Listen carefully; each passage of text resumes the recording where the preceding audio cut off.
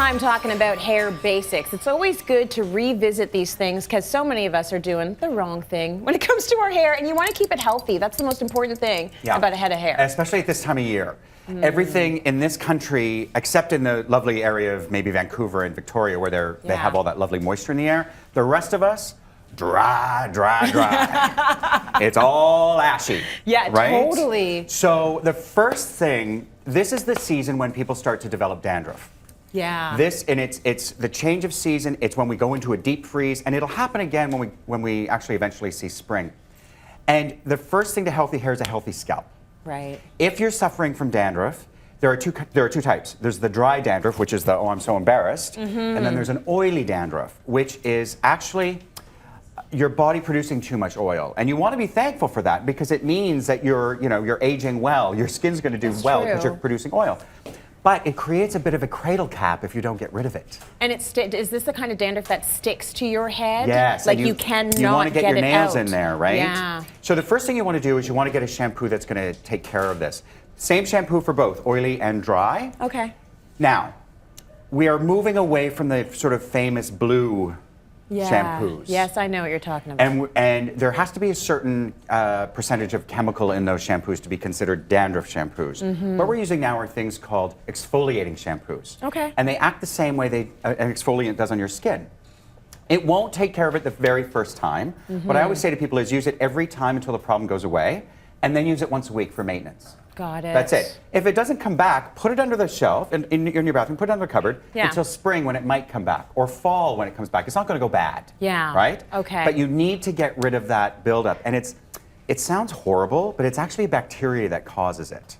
That's what causes dandruff. Yeah, it's not dry skin like, ooh, itchy. Flaky. It's a bacteria. So that's why tea tree oils and all these exfoliant shampoos, they have all those ingredients, rosemary, tea tree, all those things, right? Okay, that's interesting. Yeah, they're much nicer, and they leave your hair feeling really, really good. You don't feel like you just put rubbing alcohol in Exactly, your head. but no scratching. You're not, massage it in with the balls of your fingers, leave it in for a couple minutes, rinse it out. If you need to shampoo twice, use your normal shampoo for the second shampoo. Let's talk about shampooing a little bit this time of year. So if it is dry. Dry, but everybody overwashes their hair. Everybody strips every little last bit of oil out of their hair. Yeah, so cut it out. Yeah. Your hair, like, how clean should your hair be? Well, it should never smell of anything. That's a good rule of except thumb. Maybe Chanel number 5. What you want to do, most people are habitual hair washers. Yeah. You want to wash your hair when it's dirty. So if you were out chopping wood, your hair might be dirty. Right. If you were sitting around, watching season 5 of Downton Abbey. Your hair's not that dirty. Right. Get in the shower in the morning, throw your head back under the water, rinse it, and just start again. No shampoo. If you need a little conditioner, because it's tangly, a little conditioner down the ponytail. Okay. All products now are water soluble. Yeah. So you just give yourself a good rinse under the shower. 90% of what you put in the day before will be gone. Then I really believe in the bristle brush and 100 strokes a night. Take the oil. You really believe in that? I believe that. With a good solid brush, like a good natural bristle brush, not a round one, but a paddle. Yeah. Like in the picture behind you, actually. Yeah. And start at your ends to get the tangles out, and right from roots to ends, take all the oil from your scalp and take it through to your ends. You will not buy a better conditioner than the oil that your body produces. Spread it out. And spread it out. And if you do have a bit of tendency to get a bit oily, a little dry shampoo. All right. A little powder is fine. Yeah. Dry because of the environment, not necessarily what you're doing. So you want to use a moisturizing conditioner.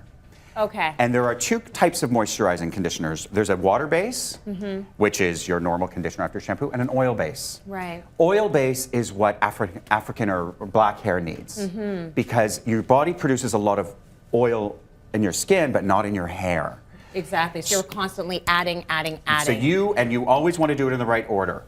Water first, oil second. Right. Okay, so if you're having a treatment though, if you're having a relaxer or a perm, as a black woman you want to treat your hair first with an oil. Coconut oil is great because it actually gets absorbed into the hair. Most oil just sits on top, but coconut oil actually gets sucked in. Then you do that treatment, then you have your perm, relaxer, whatever you're doing. Yeah. But if you're doing your own hair at home, you always want to shampoo, then condition with a water-based moisturizer, and then your oil-based, because oil seals the hair so the water can't get in.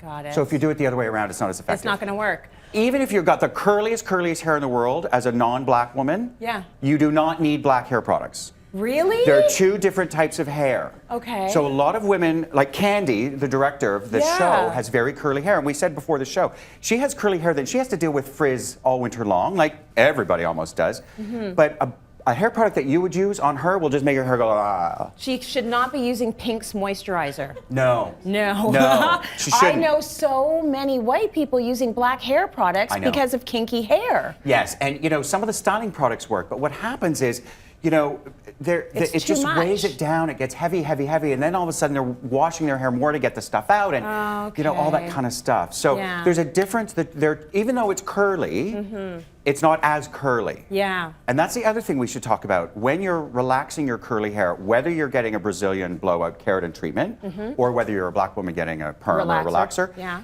you're never going to get it dead straight. No. So pull back a little bit. Yeah, nor should you want to. No, but just deal with what you got. Pull back a little bit, and your hair will be much, much happier for it. Okay, because you're taking it into territory it's not supposed to be Go in. halfway and do a blow dryer with the other 50%. Don't try and get it all with chemicals. Okay, really good tips, Bill. Thank you for that. Pleasure. Off to break now. More coming up after the break. Fashion Friday.